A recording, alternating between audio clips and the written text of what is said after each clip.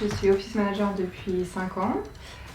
Comme beaucoup d'office managers, c'est une reconversion professionnelle. Oui.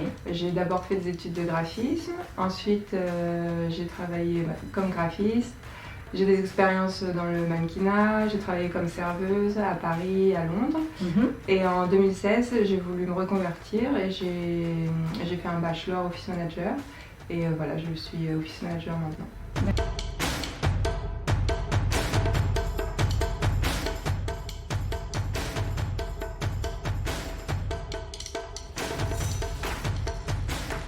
Les deux. La première, c'est plutôt sur la forme.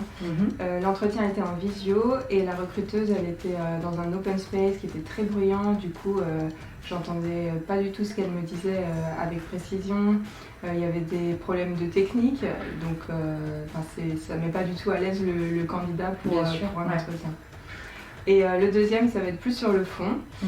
C'était un entretien en direct avec une entreprise. C'était vraiment un entretien unilatéral. Il me lisait la fiche de poste et il me disait ça, est-ce que vous savez faire, jusqu'à quel point d'autonomie vous savez faire.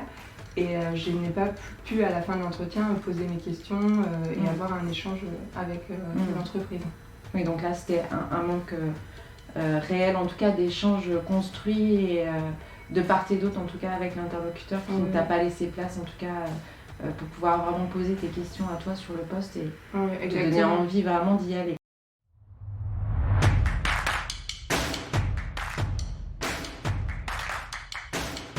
Alors j'ai une expérience où l'entretien s'est fait en 2 temps. Il y a eu d'abord un entretien téléphonique et ensuite un entretien en présentiel. Donc ce que j'ai aimé, c'est qu'au téléphone, ça a été assez rapide, assez efficace. L'entreprise et moi-même, on a validé les principaux points du poste, la rémunération, le niveau d'anglais. Et ensuite, je suis venue dans l'entreprise pour faire l'entretien. Et là, j'ai vraiment apprécié qu'ils me considèrent en fait presque déjà dans l'équipe. Ensuite, ce que j'ai aimé, c'est que c'était une petite équipe. Et j'ai vraiment ressenti le côté on est une petite équipe, mais on s'entraide, on se soutient.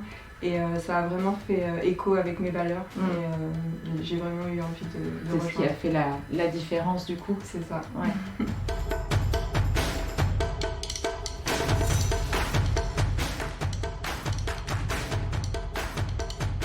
Je pense que le plus important, c'est qu'il y ait une fiche de poste qui soit claire, transparente.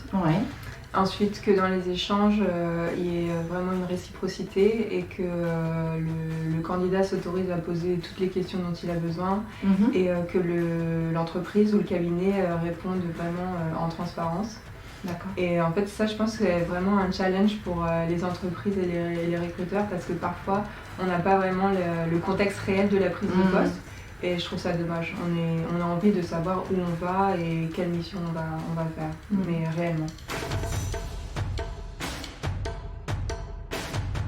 Il est vrai qu'en tout cas, pour qu'un candidat se sente vraiment en position d'égal à égal à un recruteur, je pense que déjà le recruteur doit s'assurer d'avoir un climat bienveillant en tout cas, qui nécessite en tout cas qu'il puisse rendre libre l'échange. Ça c'est important. Et sur l'autre point, en effet, je te rejoins, c'est la transparence. Donc par exemple, nous en tant que cabinet de recrutement, on a en tout cas à cœur de vraiment creuser les fiches de poste avec nos clients pour avoir un maximum d'informations et justement pouvoir les délivrer à nos candidats ensuite.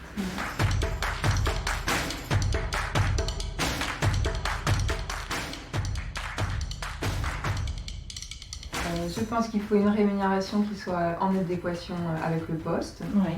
Après, je pense qu'aujourd'hui, la rémunération ne suffit pas, l'avantage financier ne suffit pas. On a vraiment une envie de quête de sens après la crise sanitaire qu'on a vécue. Bien sûr. Et il faut des avantages autres. Donc ça peut être une autonomie sur le poste, beaucoup de responsabilités, une confiance réciproque.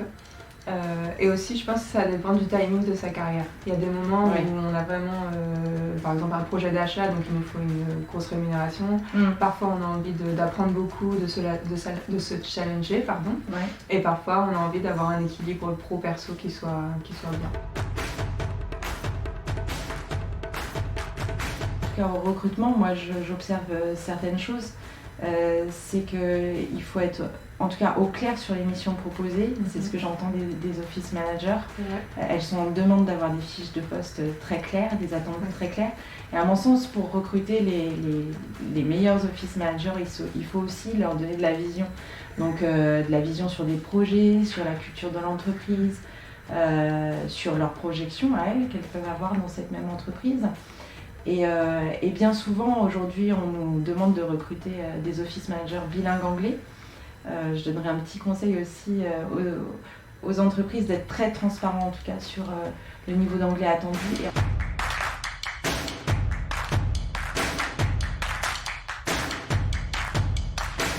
En tant que cabinet de recrutement, on rencontre à la fois nos clients et nos candidats.